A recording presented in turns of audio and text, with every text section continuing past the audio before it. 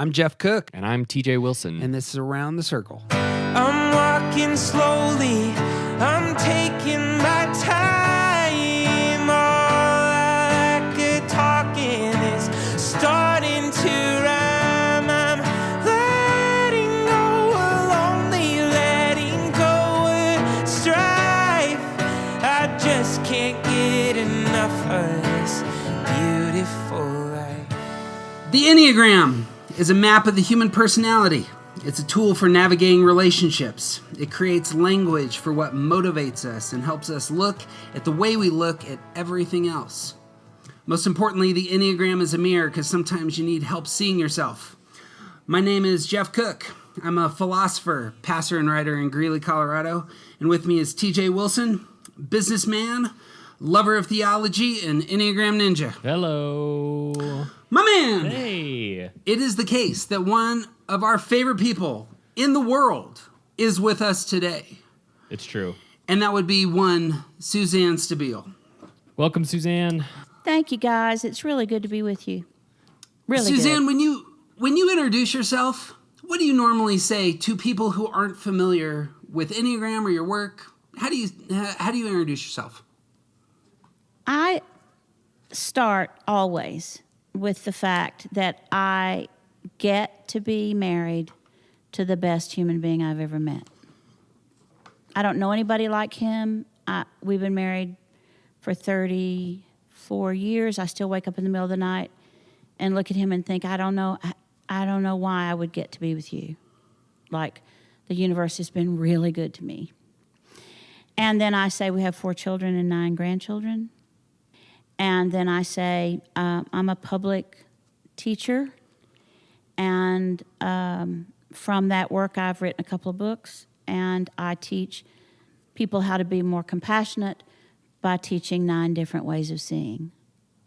And oh, by the way, I was the first women's basketball coach at SMU after Title IX. Yes, you were. That's how I introduced myself. Did you get into The Last Dance? Did you watch The Last Dance?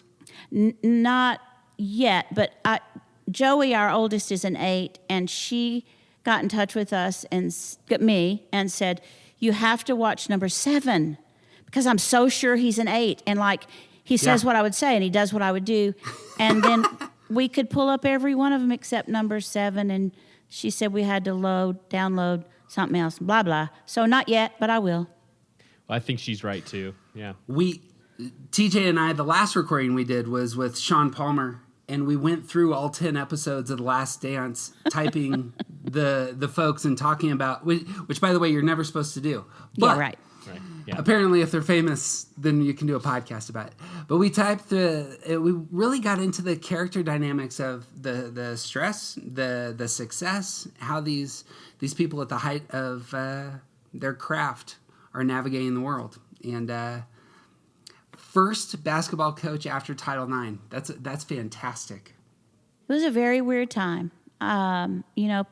People were mad about Title IX. Minor sports thought that money for women's programming was coming from their programming, so they were angry. I had to fight for time in the Coliseum and fight. But my dream had been to coach college basketball, and I'd coached high school basketball, so I got to do it, and I'm glad I did, and I'm glad I don't, and, that's it. How old were you when you started that job? 26. That's fantastic. So you're I imagine the coaching is like 20% of your job. The other 80% is fighting those fights. Mm-hmm. Yeah. Mm-hmm. Mm-hmm. I had gone to school there, so I kind of knew the lay of the land, and I knew who the players were. That helps. And, I'm a 2. So I figured out how to get what I wanted. Both TJ and I wanted to tell quick stories. TJ, how'd you come to Suzanne's work? Well, really, I've been a student of personality my whole life. For the whole year and a half that I was in college, I wanted to be a psychologist, and deeply fascinated by personality and personality theories, and I love looking into things like Myers-Briggs and the Big Five and all of those things, but nothing really ever set. Like nothing ever really fit for me, because there's always things that kind of go wrong to derail the system, and then come across this wonderful woman teaching about another system named Suzanne Stabile, and started describing things for me that made a lot of sense. And then we did the whole personality test thing for one of my jobs, and it typed me as a 1, but the more I read about it, the more I figured out that I was a 9, and all of a sudden here was a system that 100% made sense to me. And every time I learn something new about it, it makes more sense. And so through my own interest, just studying you have been listening to you teach has been one of the most helpful things for me to wrap my head around what this system is, and learn more things about myself, and learn more things about the other people who have gotten into this. So that's the basics of me getting into the wonderful, wonderful world of Suzanne Stabile. So, Thank you. yeah, thank you. My story, I'm a little bit more shy about. I've never told this story on our podcast, and it involves a mystical experience. I had one of the few mystical experiences in my life around your work. I sold 2 books to a large Christian publisher 12 or so years ago. They published the first one, handed me the second one back because it wasn't good. Their politics had changed, and it just so happened that another very famous author at the time published a book on the same topic, and right when mine was supposed to be coming out, and so I just kind of lost that whole manuscript, and it was dedicated to my wife, and it was set to release on our anniversary, and I was kind of broken, and I went back to doing church work and university work. I teach philosophy, and around that time, our church really began to struggle. We had some of the other folks who were working with us at the time moved on, and I have 2 young kids, and I'm really trying to just feel successful. And I got the bug to write again in around 2014, and a lot of things were just falling apart. But I wanted to write something about the church, and a church like ours. Ours is kind of a smaller church, but it's for more progressive-minded folks, and we're trying to fill in that space. And I contacted a buddy of mine who I had listened to forever, whose name is Luke, and I got him to do an interview with me and a sociologist that I work with who specializes in sociology or religion. And Luke interviewed us, and I was so excited about this. And after the recording came out, I listened to it, and I was absolutely flat. Luke and my friend Josh were outstanding, both amazing. And I'm listening to this podcast thinking about how terrible I sound on this podcast. And I listened to it over and over and over again. And on the 4th time through or so, I am emotionally wrecked. And I realized after kind of having a dream for about 10 years, publishing and doing stuff that really brings value to others, that I didn't have what it takes. And this was the day that actually a dream of mine died. And as I'm internalizing this, the podcast rolled over to the next episode. And I remember not having enough energy at that moment to stop the podcast. And at this moment, I had a mystical experience. My dad's family is from southern Oklahoma. His mom's name was Jane Cook. She had died 15 years earlier. Jane was the second of 10 kids. Mom and dad died when she was 2, raised by her sisters. Jane and I shared something. We shared a faith together, and the last thing she said to me, college student Jeff, was how proud she was of me and my trajectory, and then she died suddenly. And our church celebrates All Saints Day every single year, and until recently, she was the one person I would remember, the righteous dead cheering me on, pushing me forward. And when the podcast flipped to Luke's interview, there she was, and I could hear her voice. And she, I imagine, was an Enneagram too, and she had this strong Southern Oklahoma drawl, and invited Luke into her house. And when you first came into my home, you'll notice that I showed you pictures of the people on the walls because I wanted you to know these people cared about me, was a line I recall. And then the voice talked about how Luke saw the world, and there were numbers that were thrown around. And then Luke pivoted because he didn't want to talk about his feelings, and he started talking about his wife and how self-criticism works in her life. And then you began speaking about Enneagram 1s, and I heard the voice of my grandmother telling me who I was. And she spoke over me these words of identity in that place where I was struggling so hard. And everything that got exposed there meant the world to me. And I all of a sudden had this foundation. I had a new tool. I had something that I had needed for years. And actually, this wasn't the finish line for me. The next couple of years were really bad for me. Lost parents, lost friends, I lost jobs. But when the story of my life ends up getting written in my own heart, that was a pivotal place for me.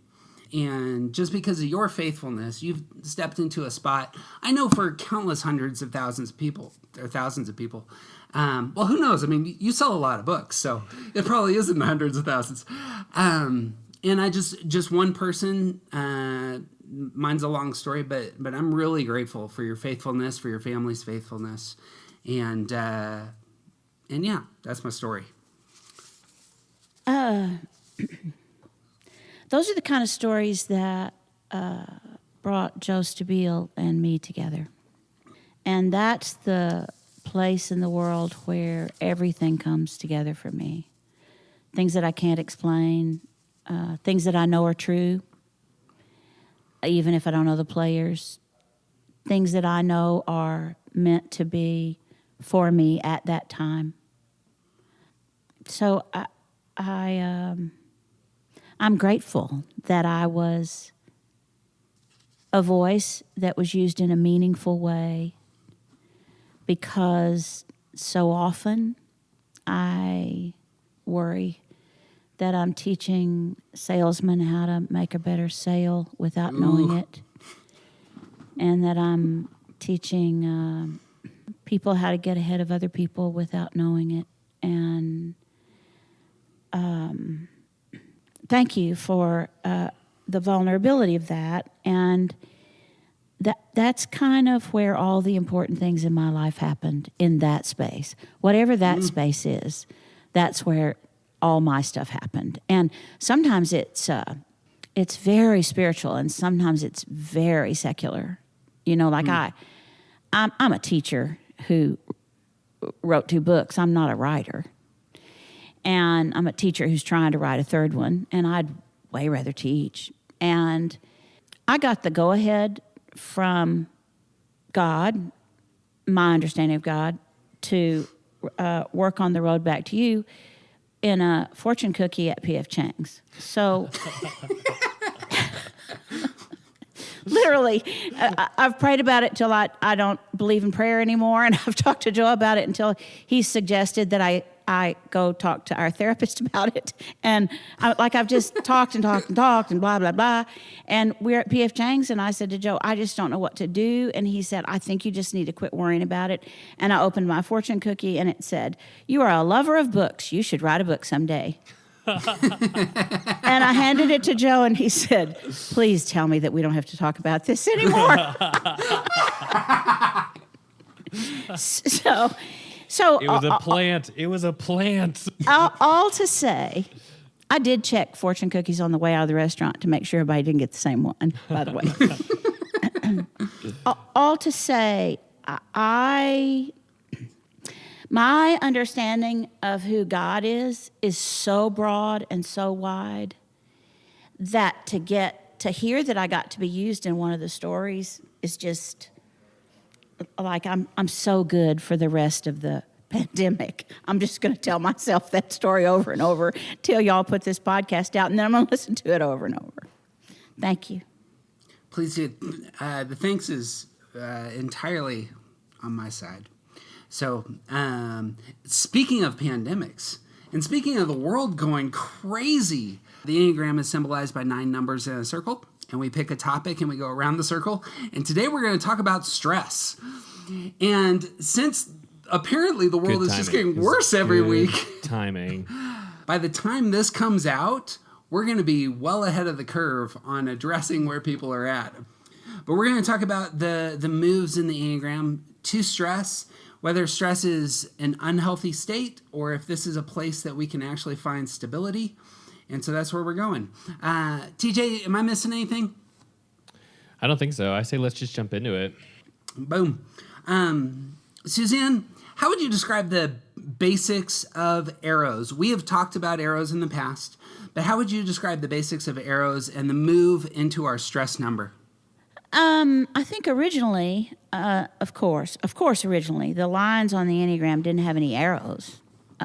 They just were lines on an Enneagram.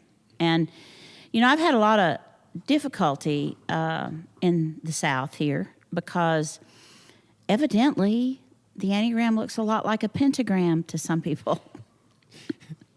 So it's like... We've heard that criticism. Oh, my gosh. So... as I began to learn so long ago, 30 years now,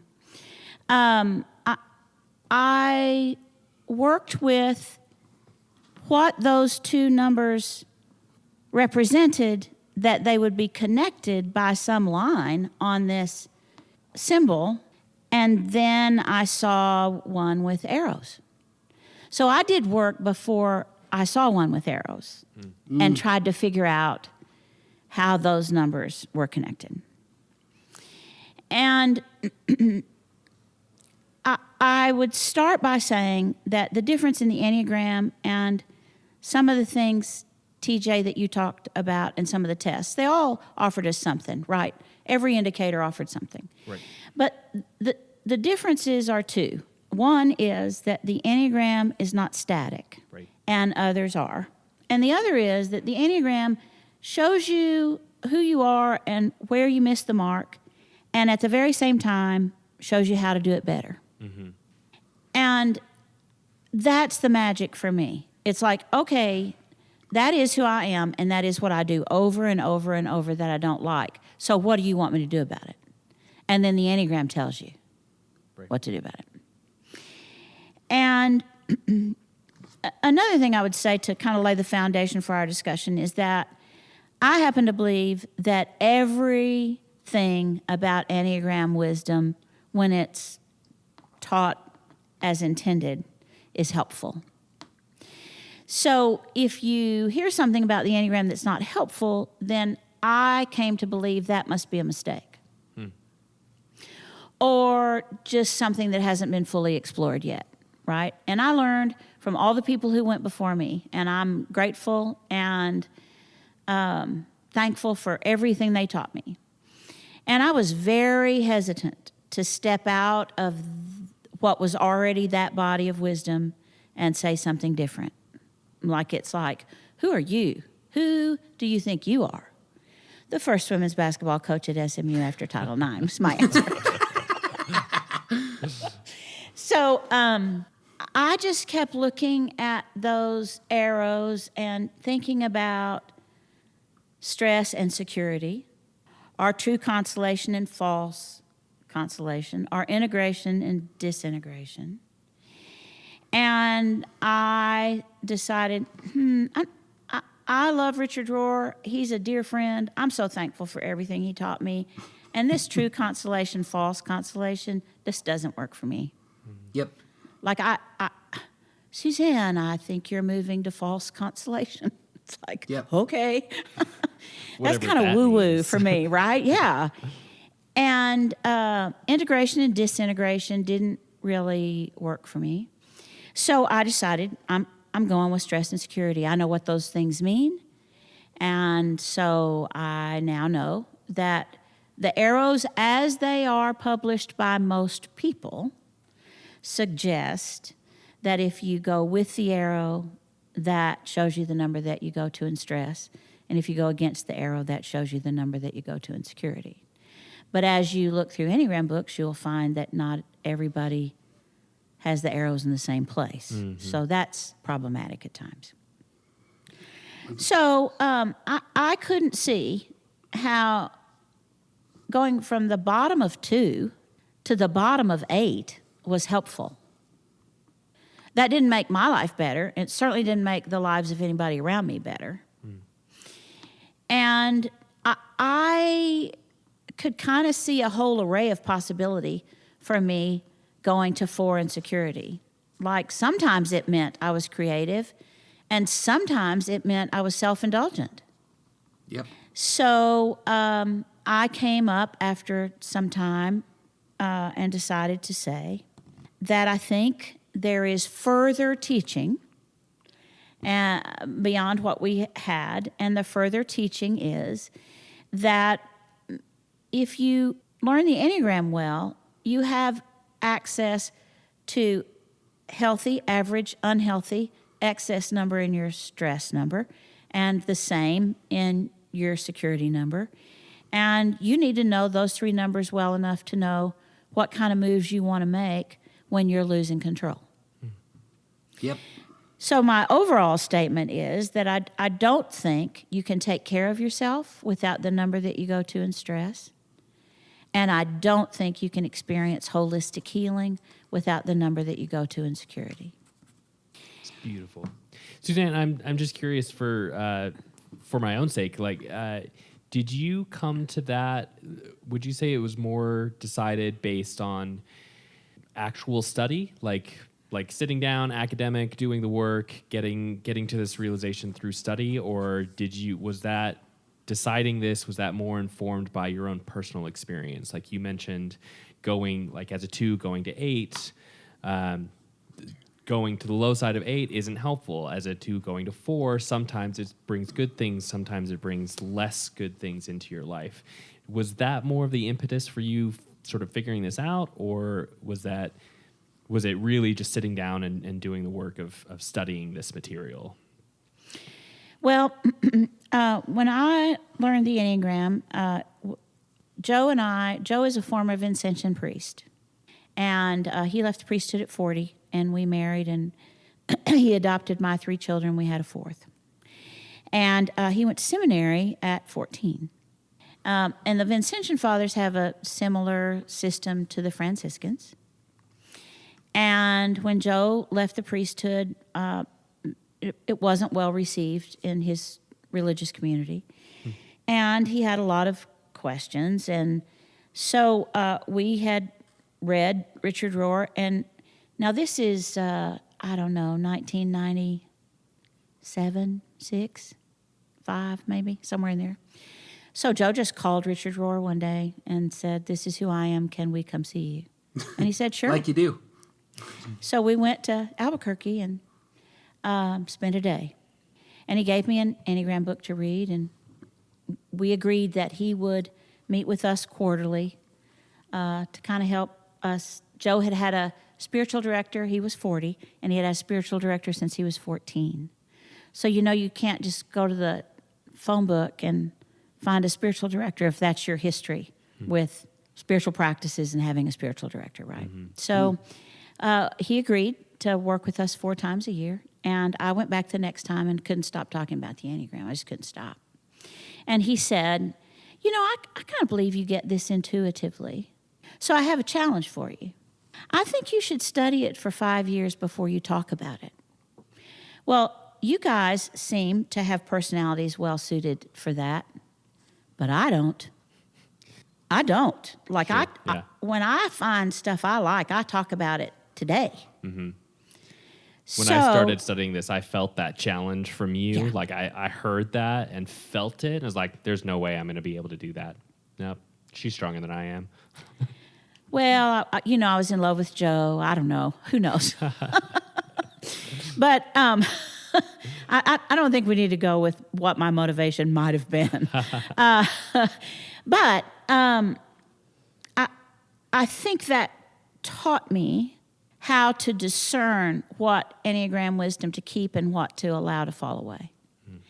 And then I think that also taught me how to look at the whole system and see if I had anything new to add to that. Like, is there original thinking from a heart triad person? Yep. You know, there aren't many heart triad folks who do what I do. Yep. So what does a heart triad person have to offer to this work that's been going on all this time? And so that's a piece. So I studied a lot. But see, by the time, you know, nothing was published about the Enneagram until the mid-1970s. So when I started reading about it, I could read everything as it came out.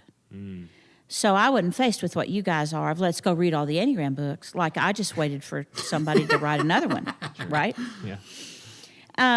So But you also didn't have to sift through as many. True story. Yeah. True story. I could have helped you with that. You should have called me. That I could have helped you with. But I learned a lot through study to answer the question. But Joe and I started life in the Trinity Ministries in the Catholic Church. And then we brought it with us out of the Catholic Church, the community of people. And then we didn't know Joe was going to be a Methodist pastor. He at first thought he might be a butcher, but then he fixed a fried chicken dinner for us one night. And I said, I'm pretty sure that's not it. So anyway, he a year after we married, was invited into the United Methodist Church. It's a lovely story that's his to tell. But we had this community of people around us that I started teaching the Enneagram to when I started teaching. And I'm still teaching to that same community of people. So if you have an opportunity to teach the same 50, 60, 70 people over 25 years, then they teach you a great deal if you listen. And if they feel like they have the room to disagree with you and to tell you what they think and all that. And so part of it came from there. And part of it came from a very stressful time in our life when I spent a great deal of time in 8, and it wasn't helpful. Wasn't helpful to the children, it wasn't helpful to Joe, and it wasn't helpful to me. And so I thought, then I'm missing something. And so I started aiming for the high side of 8 when I was stressed. And I started learning to mark it and watch myself as I fell down as a 2 from healthy through average through unhealthy into excess in my number. So I knew it was coming, right? Like that's the work I do in the recovery community. When you know your number and you watch this happening, when you get to excess in your number, you're in trouble. Well, then why wouldn't I be in trouble, right, when I get to excess in my number? So I started looking for what 8 had to offer me. And it offered me, when I did it correctly, the way to say no to people. You know, I couldn't say no to anybody without being a bitch. So I learned how to say, no, I don't think that's mine to do. And then not go back the next day and say, do you still love me and still want me? Which took a while to stop doing that. I also learned in 8 that I could overstep my boundaries in a loving and generous way like a 2, or I could overstep my boundaries in an angry, demanding, threatening way like a unhealthy 8. Right? So then I started working with that. And then it just hit me that there's no reason why when you just follow an arrow, that you wouldn't be following it to the full capacity of that number for behavior, whether it's secure or stress. One more little piece. Let me just add one more piece. And then I was invited to teach in the transplant hospital in the Baylor Hospital system here in Dallas. And in those days, they didn't have the directory as polished as it is now. And they had people who had to have an organ if they could find it anywhere in the country. And their complaint was, we do great working with one another until we hear that we have an organ coming for a transplant. And then we all treat one another in ways that are unexpected and unimagined. Why are we doing that? Because we don't like each other. And it's not working. And just coincidentally, I was invited to come in and teach the Enneagram, and it answered those questions. Wow.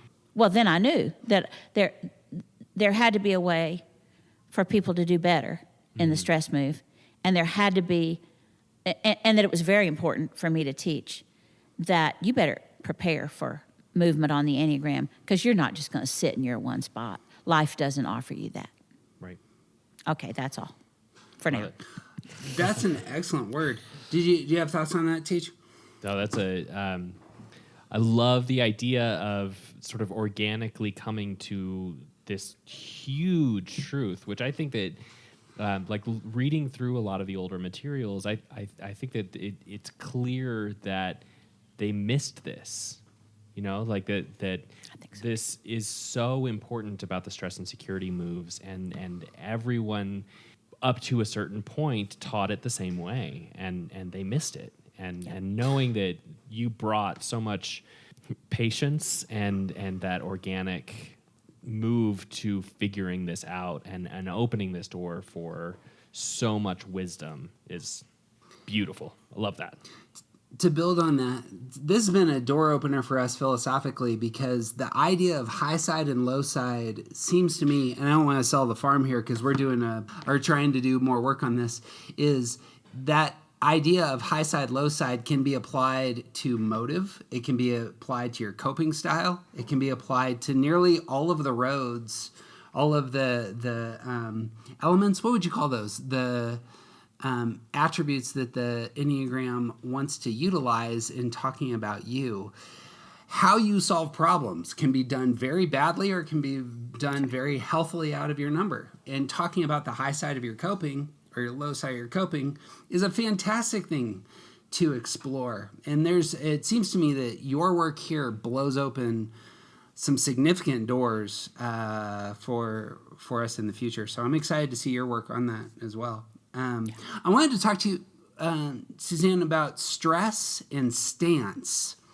As I read through the road back to you, one of the things I saw, and I don't know if this is intentional, but you seem to picture commonly each of the types taking on the stance of their stress number.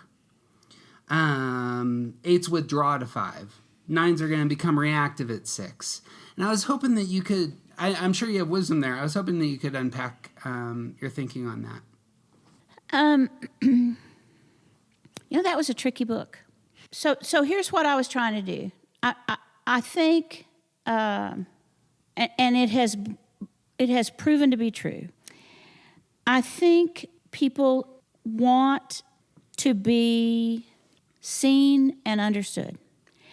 And when they are exposed to good Enneagram wisdom, instantly they know they've been seen. So there is at least the possibility that they're going to be understood. If you take, in my probably less than humble estimation, if you take people on this journey too fast, they learn very little. Because the learning is in the journey, not in the information. Needs to be said 1,000 times. Right. And so a statement that Richard Rohr started saying to me when I was still very young is, information is not knowledge, and knowledge is not wisdom. And so it seems that if you put too much and tell everything you know, then people don't get to discover the first 10 things you were trying to teach them. Right?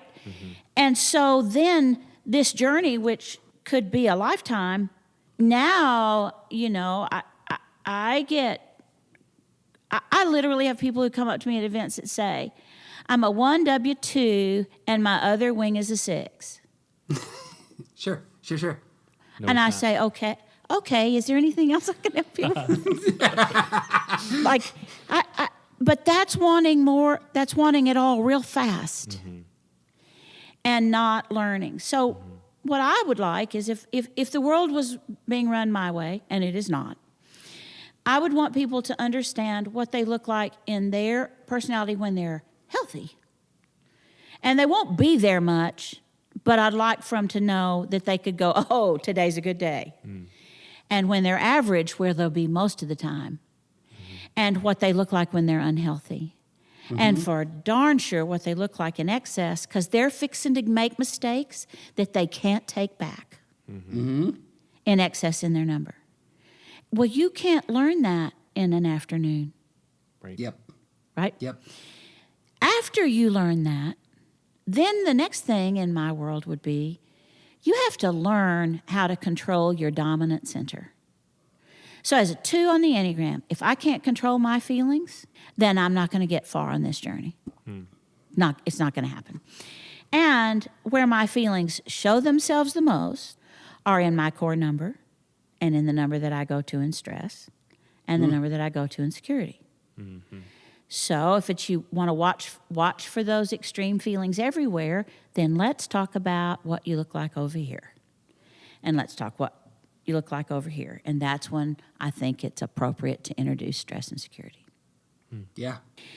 And interestingly enough, for both of you, I think wings are very important because the most difficult number, the most difficult place on the Enneagram for people to figure out their number is between 9 and 1 or 1 and 9. So that makes wings very important for you.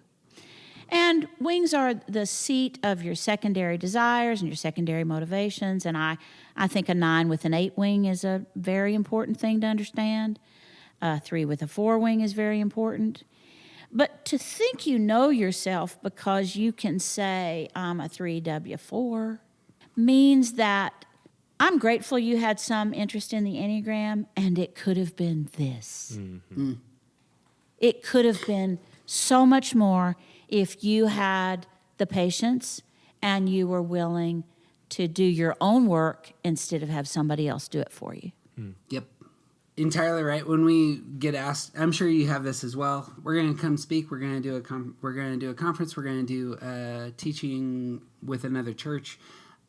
What tests ought we to take? And our common responses. It's not that sort of thing. It's depthy, and it's going to take all of yourself. So if you want us, we'd love to come in. But this is going to be a long. This is a marathon. It's not a 100-meter dash. Yeah.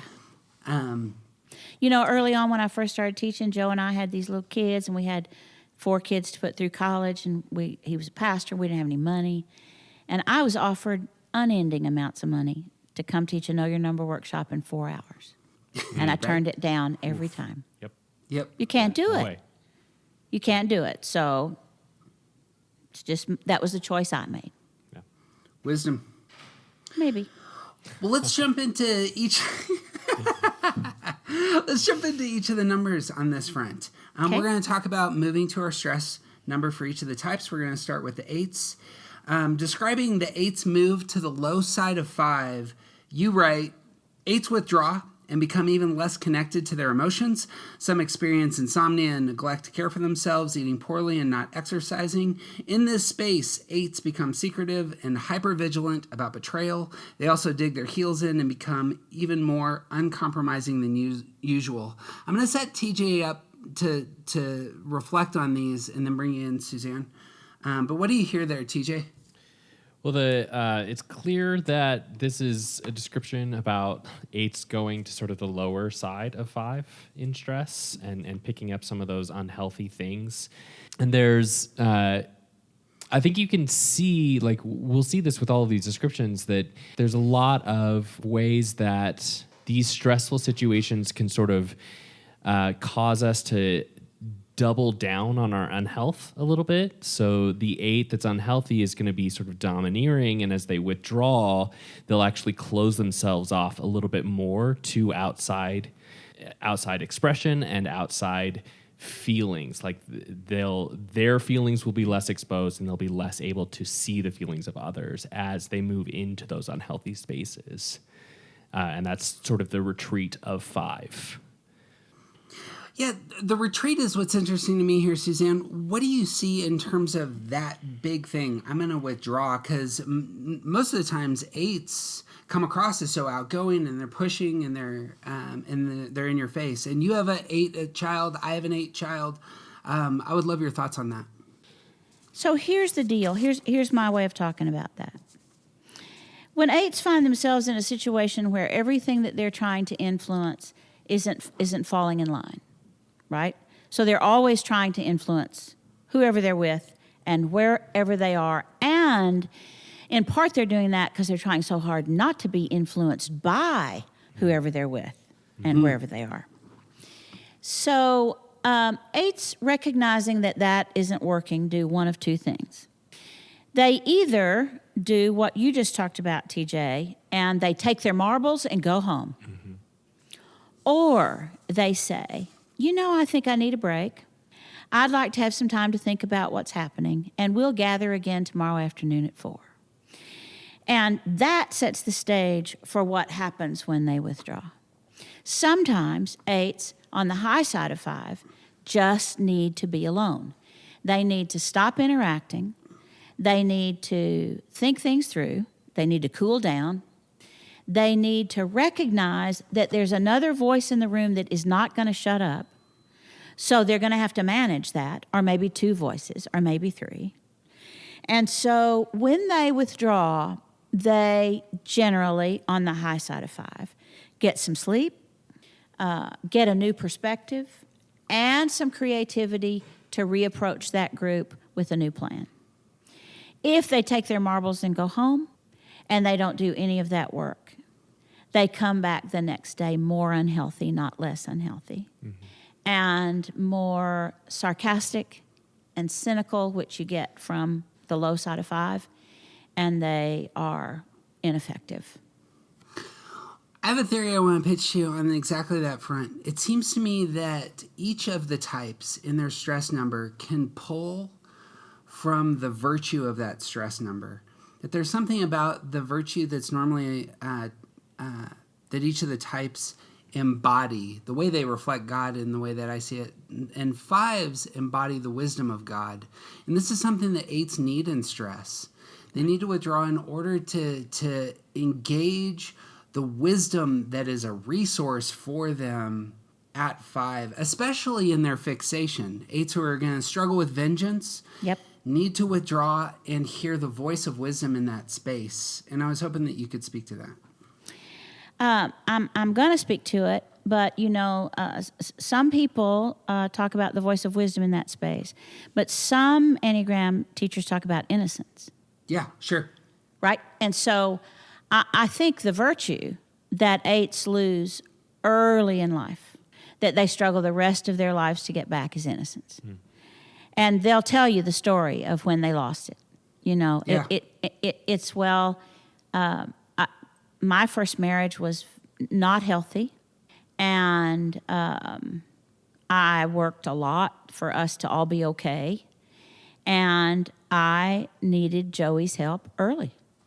She was young, and I didn't have room for her to have the innocence that she was due as a child.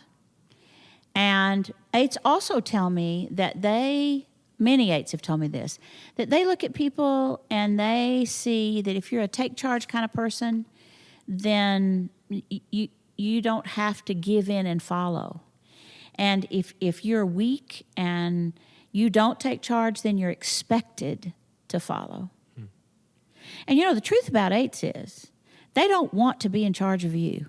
That's not what they're looking for. They don't want you to be in charge of them. Yep. And I think in the bottom of 5 and in the bottom of 8, they want to be in charge of you. And they are as far from their innocence as they can get. And on the high side of 5, I think they find wisdom and innocence. And the innocence element to the wisdom sets the table for them to not have to have the only word and for them to not have to be right. What you think there, TJ? I love that. That's is innocence then paired with 5, or is that pairing the innocence of 8 with the wisdom of 5? It's one of the virtues that are offered as the virtue for 8s. Okay. So finding through the high side of 5, finding the virtue of 8 that you need. Right. Yeah. Right. That's See, you would great never, without wisdom, without the wisdom and detachment of a 5, An 8 would never risk innocence with other people. Life has taught them not to do that. Yeah. Well, so since life taught them that they would be betrayed if they did that, then the great quest for us is, well, how are you going to unteach that? Because we're betrayed every day, right? So how are you going to unteach that? Well, you unteach it by showing them the path where it's safe to show some innocence and it pays off and you didn't get betrayed. Yeah. Help them see examples in their own life. Yeah. Brings us to the 9s. Describing the 9s move to the low side of 6. Suzanne, you write, 9s become overcommitted, worried, rigid, wary of others, and anxious even though they don't know why. These 9s become more self-doubting, which makes decision-making even more difficult than usual. Interestingly, they also become reactive. There again, the move, stance-wise. A big departure. You followed those breadcrumbs right to the door. I'm on it. A big departure for a number that is rarely ever quick to react. TJ's a 9. You're married to a 9. No, I'm married TJ, I'm married sorry, to the 9. She's married to a 9. Right. Yep. Not TJ, and Nope. I'm not married to TJ. Nope. TJ, what do you hear in that description?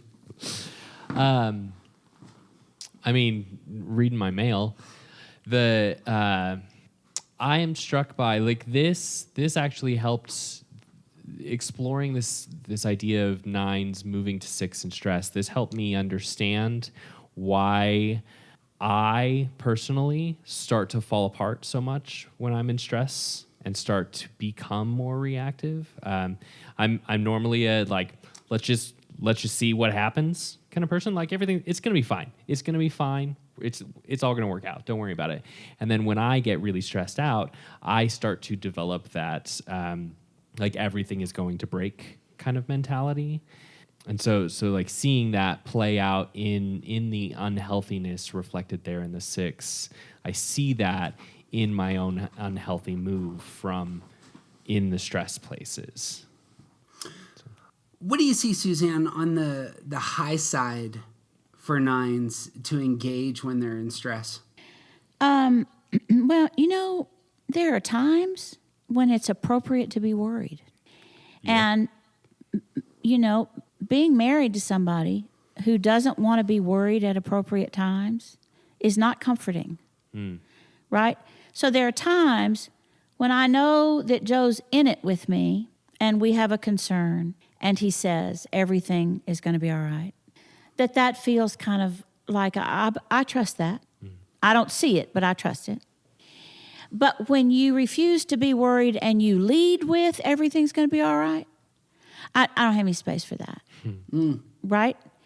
And so the high side of 6 allows you to have enough energy to be affected by what's happening. Mm-hmm. And otherwise, you go to the default place of just deciding not to be affected. And we'll just wait and see how it plays out, right? And it doesn't always play out well. Right. Sort of like doubling down on the unhealth.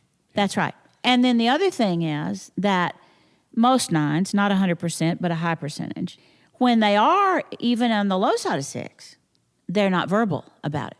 Mm-hmm. So you get a mixed message. Their hair's falling out, but they're telling you that everything's going to be fine, right? And it's like, really? Doesn't seem like you really believe that. And so it's the high side of 6 acknowledges the challenge and names anxiety, which if it is not named will truly be fear. And it sets the table for a virtue for 9s, which is right action. Mm-hmm.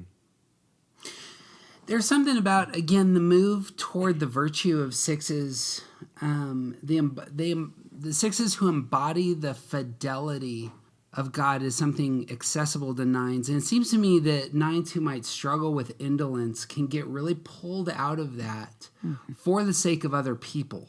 Yep. That I see the other person who is struggling, and though I wish for the calm to rule, I'm going to move forward because I love this person in that place of stress and motivated to action. Yes, and anxiety and fear are great motivators for action. Right? Like when you allow yourself as a 9 to feel the anxiety that is present, then it's like, well, I don't want to keep feeling this, so I'm going to do something. I'm not going to think about it for another 2 days. I'm going to do something, which is usually right action. Right. It's the thing that has to be done by you. Maybe you won't do it again for a year or 10, but it has to happen now. And I don't, here's what I think in relationship to who God is and who we are. I don't think 9s know who they are as God's beloved until after right action.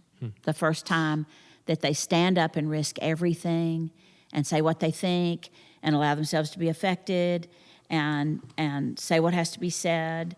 And then I think it connects them to a part of themselves that knows that their presence matters. Yeah. Right? And they know that they have value in standing out instead of standing beside. That has to be experienced. I think their so. body type, it has to come in through their intelligence center. Yeah. Rock and roll. I'm also, obviously, I can't speak for all 9s, said like a true 9. But don't want any conflict here. I'm just trying to be helpful. This is just me. This may not be the same for everyone. I am struck by how there's not really a middle ground for me in that sort of stress place. It's when that anxiety starts to become real for me, I either go to sleep to it, I either narcotize and become more unhealthy, or I have to act. Like there is not an option to sit in it. There's not an option to sort of manage it or work with it. It's either going to push me to go to sleep or it's going to push me into action. Thank God. Right. Yeah. And so now that you've experienced it, you get to choose action. And you can be nice to yourself if it takes you a couple of days. But you still get to choose it. Right. You get to choose. And I'm okay if you decide to go to sleep, if you know that's what you're doing. Right. But I don't want you to just fall into that because that's what you did last time. And it's just easier. Yeah. And is it? Is it easier? It is in that moment. Yeah, well, yeah. Because my thing is, to Joe, I've said it 4 million times, you are aware that avoiding conflict causes conflict, right? Yeah, intellectually. Yes. Yeah. I'm aware Just saying. of that.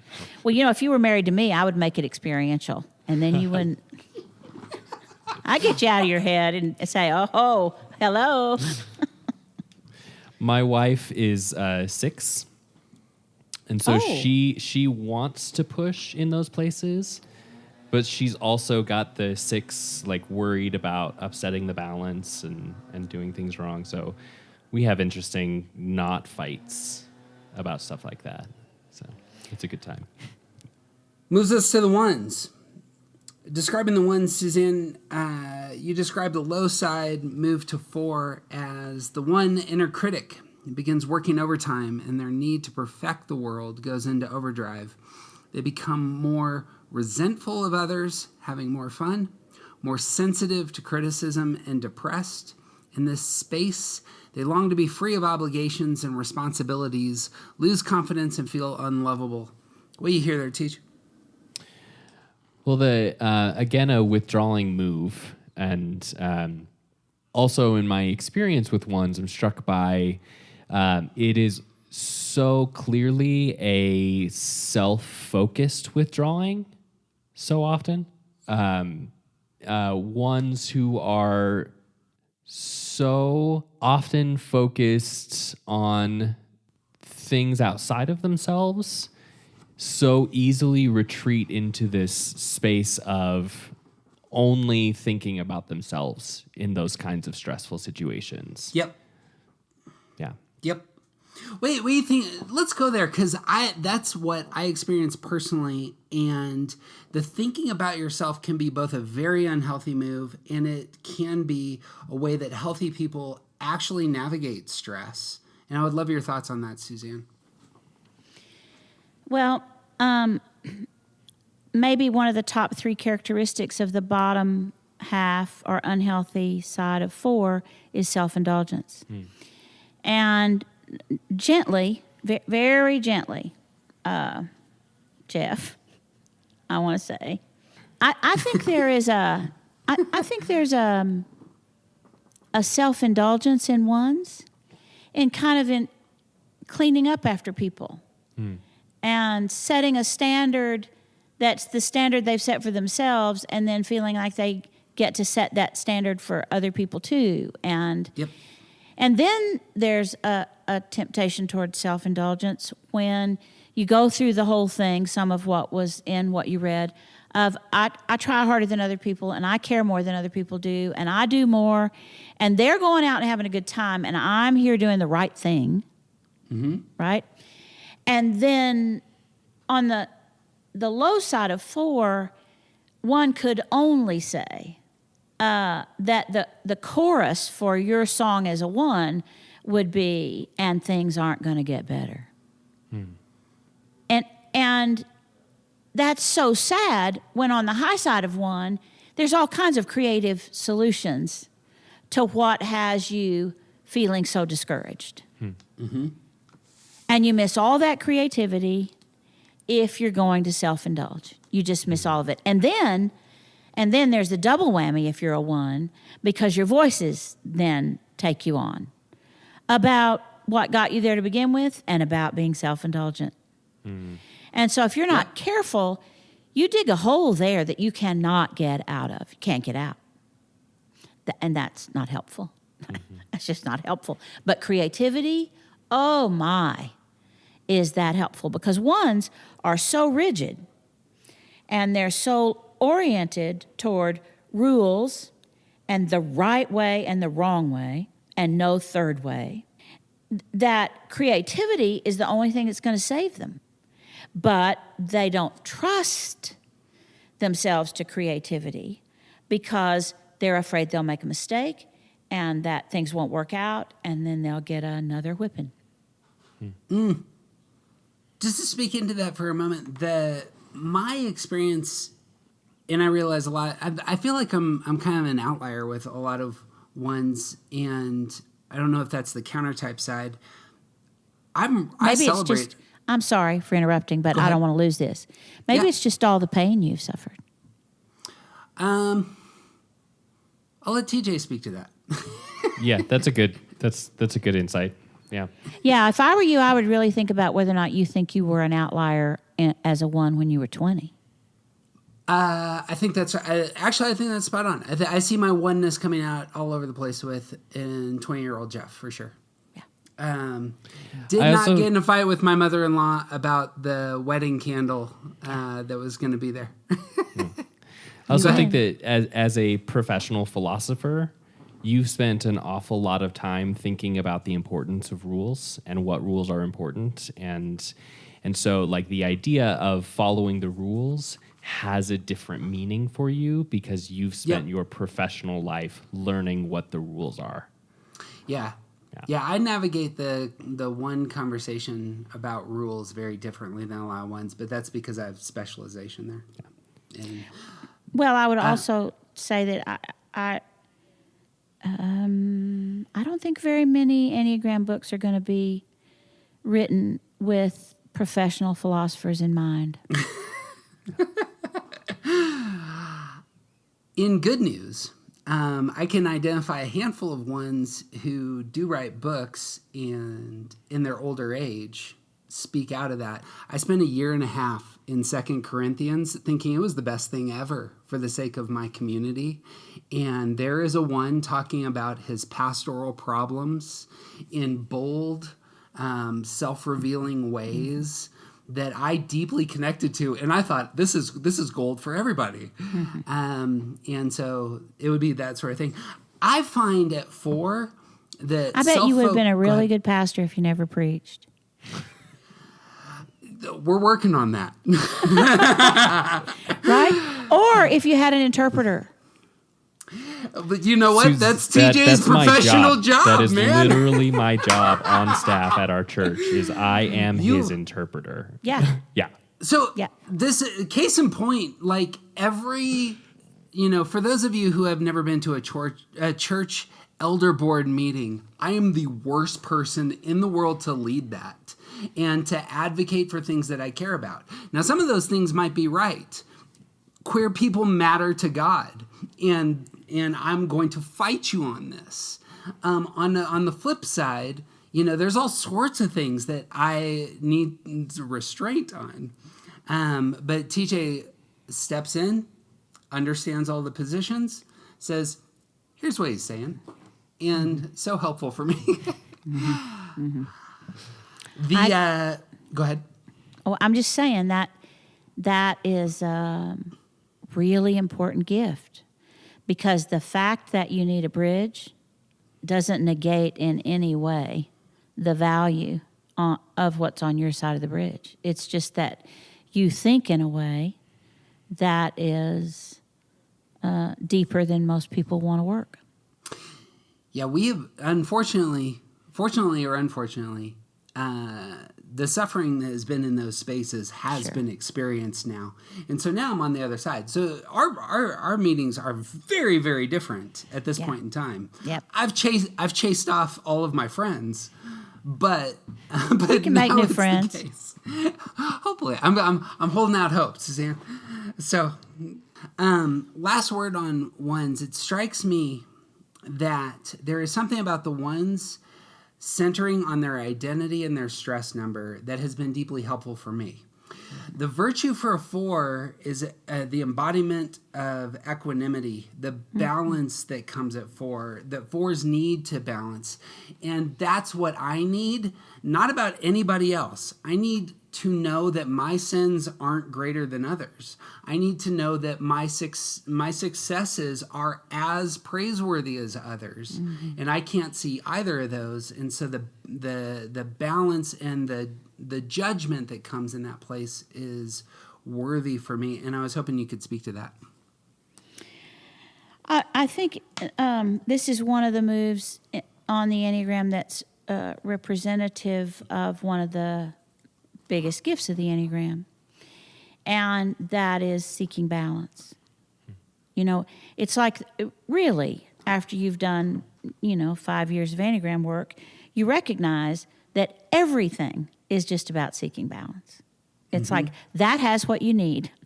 Figure out how to go get it, right? Yeah. Mm-hmm. And I think equanimity for 4s has to do with being okay in the middle. Mm-hmm. And the other people on the Enneagram, the only other number that never gets to be in the middle and be okay is 1s. Yeah. It's either good or it's bad. There is no middle. And so, who knows where the Enneagram came from? Who knows? But it's discovered. Yeah. Well, people who think they know, I don't know. But whoever figured all this out one day has to have said, oh, look, these two numbers both need to be okay in the middle. And they're connected by this line. You know what I'm saying? It's like, do you think they knew it ahead of time? Or do you think they went, oh, and then there's this? Because my whole experience of learning the Enneagram is, oh, and then there's this. Mm-hmm. Right? I want to pitch a theory to you. This is side note, but Johann Sebastian Bach discovers music theory, but it was always there. It's part of the fabric of reality. Right. It seems to me the more that I get into Enneagram literature material and the discovery side of things. Yep. When people say, "Oh, look at this," that's what's going on. It's being discovered. Yep. Every culture in the world discovers music theory on their own. Yep. It doesn't come from Europe. Right. And that's in my experience, Enneagram works like that. And in my experience, Western countries would be inclined to say, look what I found. Yes. Yeah. Right. Right. Moves us to the twos, which are the numbers that we appreciate the most, of course. Oh, yeah. Describing the twos move to the low side of 8, Suzanne, you write, twos in stress become demanding, there's the stance, and controlling either directly or manipulatively. They blame others for what makes them unhappy and can be surprisingly aggressive, vengeful about past wrongs. TJ, what do you hear there? Well, I think of this move like if twos are mama bear, then the move to 8 is the bear part. And like twos, it's such a It sounds like this, TJ. Let me help you. Here's how it sounds. You do whatever you want, but don't hurt my husband and don't hurt my kids. Yep. That's the bear. That's okay, perfect. keep going. Yeah. Well, it's the twos, and this is an unfortunate stereotype, but like the idea of the sort of like the gentle, nurturing picture of the two, but you still have someone who will use their if the help that needs to be offered is to protect someone else, twos will still do that. And when they move into stressful situations where that's the thing that's needed, all of a sudden their help becomes much more aggressive. Like it turns it up several notches. And like we said, this can be healthy or really unhealthy, and it's easy to see the unhealth at the 8 space. Yes, and much harder to see the unhealthy side of 2 space. Mm-hmm. Right? So, I'm teaching Know Your Number, and I look all Jesus-y, and then I teach 8s. Yeah. And the truth is that giving to get is not really a lovely characteristic. Right. Right? And I would say this. I generally learned the right way to protect my husband and my children using what I had learned from the high side of 8. Mm-hmm. I generally operate from the low side of 8 when I'm trying to protect myself. Oh, sure. Just a bitch. Yeah. I'm mean, and I assume the worst in people, and I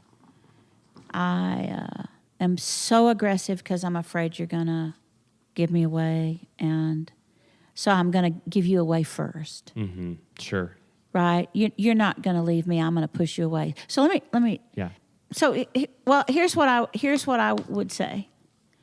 I have learned to use the high side of 8 in a healthy way to stand up for justice most of the time, mm-hmm. to stand up for what's just and to protect my husband and my children and my grandchildren. Mm-hmm. But I still try to protect myself from the low side of 8. Mm. So that's therapy work. Yeah, yeah. I mean, that's work I'm doing in therapy, but I think that's typical for many twos. It's like we feel so uncomfortable in stress, believing that we could be right or that we have a place to stand, so we just act mean to try to get that across. Mm-hmm. And it's just not a pretty thing. It isn't. And it's also not very effective. So I had a question for you on this on the high side. This is again about fixation. The fixation for twos is flattery. Right. It seems like you're getting strength from out there from somebody else. Yep. And the move to 8 is somehow I am getting strength from a different reservoir. That's right. And I was hoping you could talk about that. Well, it's not just the move to 8, it's also the move to 4. Mm. 4s are focused inward all the time, and 8s draw from inside themselves everything they need to do life. And 2s try to get everything from outside themselves.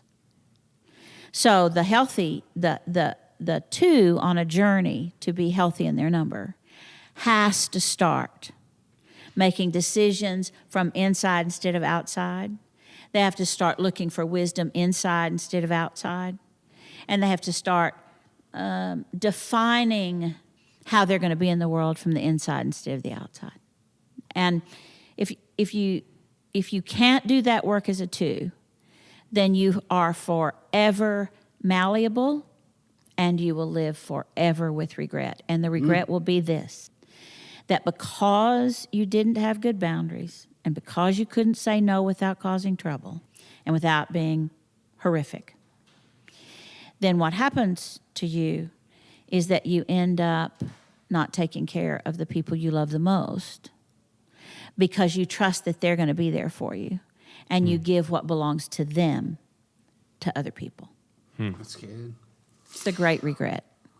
I have the strong intuition, and this goes alongside our topic here, that our stress number and our security number often can be engaged at the same time or in similar places. I find in the same with wings that there is a balancing that's taking place with all 5 of these numbers. I have my type, but here's how I'm balancing all around, because I can feel both stressed out and engage my 4 and immediately turn to 7.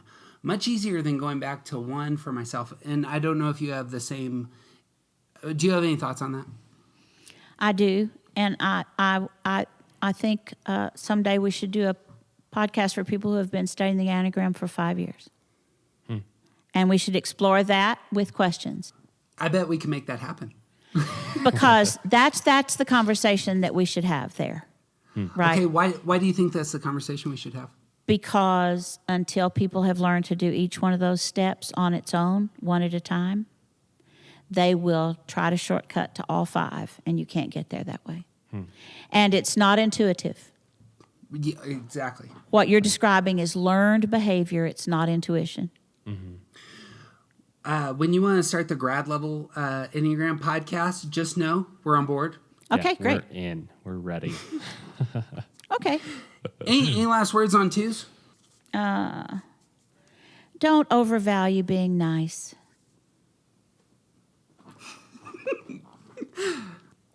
Brings us to the 3s, which are the most attractive number on the Enneagram. Describing the move from 3s to the low side of 9. Suzanne, you write, the 3s retreat, again, there it is, to the couch with the remote or lose themselves in unproductive busy work. Seemingly worn out, they lose their characteristic optimism and confidence and become self-doubtful. Lacking motivation, stressed out 3s might lose interest in working out, eating healthy food, and paying attention to appearance. What do you hear there, TJ? The 3s that I know are have tremendous amount of energy and always have a way to pivot. Like there's always something to be done to fix the situation. There's always something to be done to make whatever is happening in front of them a little bit better, a little bit more successful, a little bit more fun, whatever it needs to be. There's always something to do. And then when I see 3s get really stressed out, that's the only time I ever see them give up. And that is that move to 9. And they go home. It's another retreat. In really bad places, I see it a lot like take my marbles and go home. I see it a little differently. Yeah. I think what happens is they so overextend themselves that they are not able to live up to their image of always being able to solve the problem. And the only way they know to maintain their image when they can't solve the next 3 problems that they're facing is to go home. Like it's all they know to do is to go to the couch. And I think from the couch, on the high side, 3s learn that they don't have to always have the solution. They don't have to always lead. They don't have to always do it the most efficient, the most effective way. They can follow sometimes. They can allow for it to go somebody else's way, even without objection. And things still get from point A to point B to point C to point D. And I just think there's a lot to be learned from, if you're an aggressive number, from finding your place in things. instead of assuming a place that you hold in most things. Strikes me again that the fixation of vanity is there for the 3, and the move of withdrawing into a place, I envision solitude there, that I need to get out of the spotlight is a very healthy move for healthy 3s to find genuine peace at 9. As long as it's not a default move, as long as it's a decision. Yeah, talk about that. Well, you can learn to know yourself well enough to know when you need to go home, or know when you need to let somebody else lead, or know when you're an okay person if you're just one of the people in the room. Right? And Naranjo preferred vanity over deceit as the passion for 3s. And I think there's some wisdom in that. I just don't know very many 3s who are not in their hearts trying to be whatever it is they think you want them to be. And don't you know that must be tiring? And if you go to the bottom of 9, you don't give a damn. It's like, I'm not what you want me to be, and I don't care. And if you go to the high side of 9, it's, I'm not all that you want me to be, but I bet I can be part of what you want me to be. I missed this. I don't know if it's a clarification, but the sin for the 3 is deceit, and the fixation for the 3 is vanity. Right? Am I missing that? No, that's correct. That's okay. correct. Yeah. But Naranjo wanted the passion to be vanity. Oh, I see what you're saying. Okay, thank you. That was a clarification I missed. Yeah. Any thoughts on that, TJ? I wonder. So almost every 3 that I've ever spoken to doesn't like deceit being their passion because they don't think they're liars. And I wonder, how much of that is informed by how much of Naranjo's position on vanity is informed by that kind of idea. But I don't think I think he was holding to vanity, so I'm not sure that is what happened. The only thing I would say about that is that I think deceit isn't taught well. Right, I agree. All right, well, this is a good place, I think, for us to pause. We'll pick up with 4s next time.